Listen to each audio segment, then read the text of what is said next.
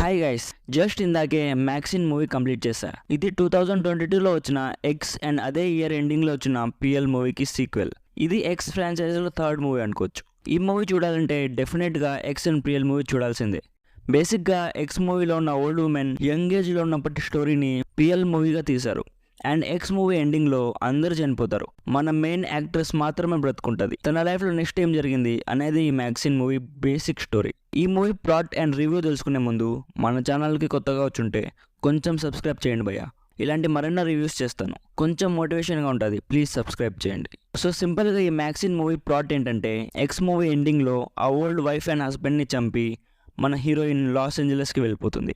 ఆమెకు ఒక big budget horror మూవీలో మెయిన్ లీడ్గా ఆపర్చునిటీ వస్తుంది. ఇప్పుడు ఎవరో ఒక అన్నోన్ కిల్లర్ తన వెంటపడి తన సీక్రెట్స్ అన్ని బయట పెట్టడం స్టార్ట్ చేస్తాడు. అసలు ఎవరు వాడు, అసలు మన మ్యాక్సిన్ నుంచి ఏం కోరుకుంటున్నాడు, వాడి నుంచి తను ఎలా ఎస్కేప్ అయింది, అసలు ఎస్కేప్ అయిందా లేదా అనేది బేసిక్ ప్లాట్. ఈ ఎక్స్ ఫ్రాంచైజ్ డైరెక్టర్ చాలా జానర్స్ కవర్ చేశాడు గైస్. లైక్ ఎక్స్ మూవీ ఒక horror slasher movie, and Pearl movie ఒక సైకలాజికల్ హారర్ థ్రిల్లర్, అండ్ ఈ మ్యాక్సిన్ ఒక క్రైమ్ మిస్టరీ థ్రిల్లర్. ఈ మూవీలో 1980sలో ఉన్న హాలీవుడ్ని చాలా బాగా చూపించారు. లైట్గా అప్పట్లో హాలీవుడ్ మూవీస్ ఎలా జరిగేవి, బిహైండ్ ద సీన్స్ని చాలా బ్యూటిఫుల్ వేలో చూపించారు. మెయిన్గా సినిమాటోగ్రఫీ అయితే చాలా బాగుంది, విజువల్స్ కూడా చాలా బాగున్నాయి, నాకు చాలా బాగా నచ్చాయి. ఫస్ట్ పార్ట్ అయిన ఎక్స్ మూవీని చూసి ఇది కూడా ఒక స్లాషర్ మూవీ అనుకుని చూస్తే డెఫినెట్లీ డిసప్పాయింట్ అవుతారు. ఈ మూవీలో కూడా కొన్ని బ్రూటల్ కిల్లింగ్ సీన్స్ ఉన్నాయి, బట్ సినిమా మొత్తం అవే ఉండవు. లాస్ట్ 2 మూవీస్తో కంపేర్ చేస్తే ఈ మూవీని థర్డ్ పొజిషన్లో పెట్టచ్చు. నాకైతే పెద్దగా నచ్చలేదు గైస్.